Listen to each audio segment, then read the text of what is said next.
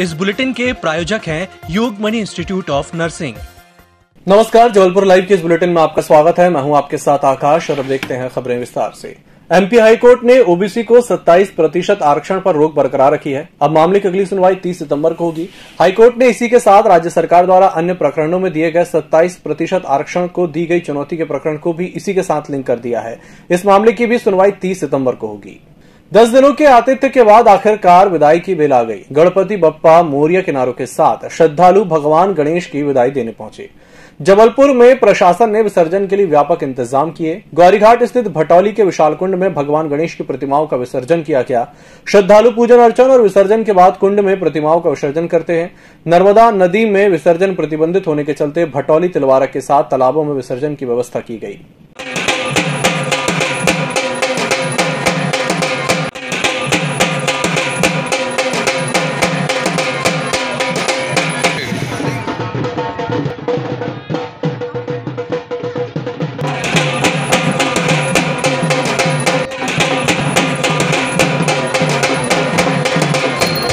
जिस प्रकार से 9 दिन हमने गणपति महाराज की सेवा की, उपासना की, आज उसी हर्षोल्लास के साथ, बाजे गाजे के साथ, सब परिवार के साथ संपूर्ण जबलपुर शहर आके गणपति बप्पा का विसर्जन कर रहा है। और इस विसर्जन के माध्यम से, इस उपासना के माध्यम से सब यही कामना कर रहे हैं कि इस कोरोना महामारी से संपूर्ण भारत को बचाएं और जो डेंगू फैल रहा है इससे भी हमें राहत पहुँचाएं।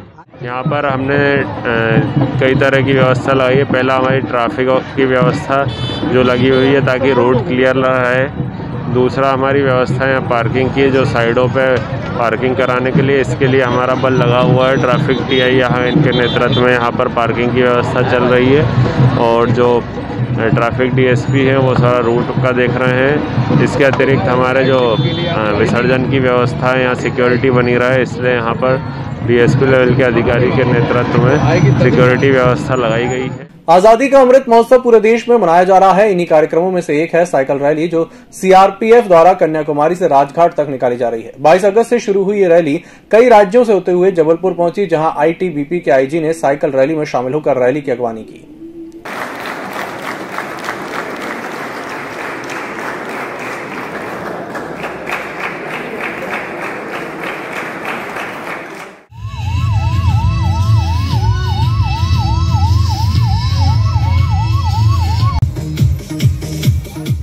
हमारे देश की 75वीं वर्षगांठ इंडिपेंडेंस की मना रहे हैं और इसके साथ साथ एक फिट इंडिया मूवमेंट का भी हमने लक्ष्य जोड़ा हुआ है, ताकि हम सारे देश में देशभक्ति और फिटनेस दोनों का प्रचार कर सकें, सबको अलर्ट कर सकें कि फिटनेस हमारे लिए कितना इम्पोर्टेंट है और सबको मेंटल और फिजिकल फिटनेस का इम्पोर्टेंस बता सकें। अवैध शराब को लेकर पुलिस लगातार कार्रवाई कर रही है। बावजूद इसके अवैध शराब की तस्करी रुकने का नाम नहीं ले रही है। आज एक बार फिर जबलपुर पुलिस ने लाखों रुपए की अवैध अंग्रेजी शराब पकड़ी है। खास बात यह है कि आरोपी शराब को हाईवे मार्ग के जरिए लग्जरी कार में रखकर शहर ला रहा था। जैसे ही इनोवा कार को टोल नाका के पास रोका गया, उसके आगे आगे चल रहा मोटरसाइकिल का चालक मोटरसाइकिल से लेकर भाग गया। जब इनोवा कार को रोका गया और उसको चेक किया गया तो उसमें 12 पेटी मैकडावर रंग की शराब, अंग्रेजी शराब व 7 पेटी रॉयल स्टेज की शराब मिली। Yogmani institute of nursing, Jamdar hospital Jabalpur. Nursing के क्षेत्र में करियर बनाने का सुनहरा अवसर। प्रवेश प्रारंभ BSc nursing, post basic BSc nursing, GNM. पता 198/2 रैगवा, ward number 72, Arihant warehouse के पीछे, पाटन बाईपास चौक के पास, जबलपुर। मरीजों से लूट का नया खेल शुरू हो गया है। इस खेल में एम्बुलेंस ड्राइवर और अस्पताल संचालक शामिल हैं। कमीशन के खातिर ग्रामीण क्षेत्र और सीमावर्ती जिलों से मरीजों को नामी डॉक्टरों का नाम लेकर किसी भी निजी अस्पताल में छोड़ रहे हैं। ऐसा ही एक मामला दमोह के एक मरीज के साथ सामने आया है। नामी हृदय रोग विशेषज्ञ का नाम लेकर एक निजी अस्पताल में भर्ती करा दिया गया। अस्पताल ने 4 दिन में 60,000 का बिल बना दिया। बड़ी मुश्किल से मरीज को लेकर परिजन 40,000 रुपए देकर निकल पाए। 10,000 रुपये एडवांस जमा करवा लिया, फिर 10,000 रुपये की दवाइयाँ हो गई, 20-25 और 7,000 हमने बोल दिया कि अभी मेरे पास पैसा है नहीं तो बाद में दे देंगे कल। तो उनने मेडिकल पे बोला ठीक है, इनको जो दवाई होती है वो उधार देते रहना। बाद में दूसरे दिन मुझे पता चला कि ना यहाँ पुष्पराज सर आते हैं दवाई करने के लिए पेशेंट देखने को, और ना यहाँ एंजियोग्राफी होती है। तो दोपहर में वो पता चला हमें। तो आपसे झूठ किसने बोला? ये बोला ब्रजेश शुक्ला हैं। जो ये कौन है ब्रजेश शुक्ला? ब्रजेश शुक्ला हैं, दमोह में रहते हैं वो, दमोह को। आप इनकी शिकायत कहीं कर रहे हैं? शिकायत हमने सर की है, 181 पे भी की है भोपाल।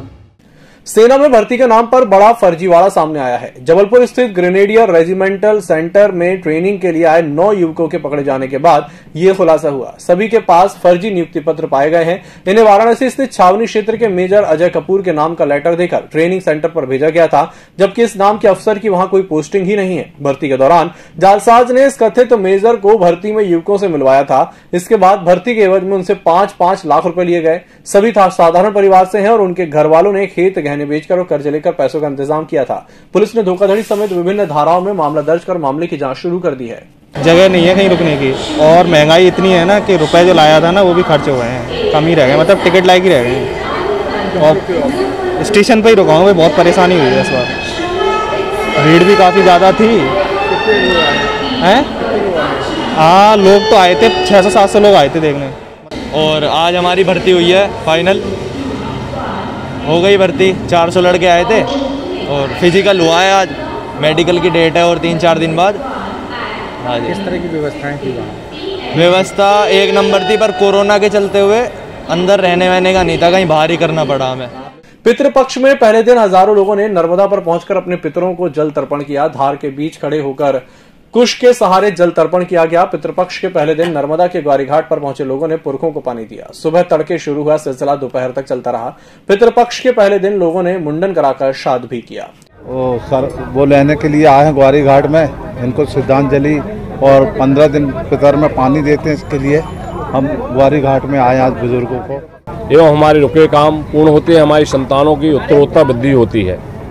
इसलिए प्रत्येक व्यक्ति को इस पितृपक्ष में अपने पितरों का ध्यानपूर्वक आदर के साथ स्मरण करके तिल जल अर्पण करना चाहिए, जिससे कि उनके जीवन में सुख शांति हमेशा बनी रहे और उनका आशीर्वाद मिलता रहे। क्योंकि पहले माता पिता ही गुरु माने गए हैं, उसके बाद कोई दूसरा।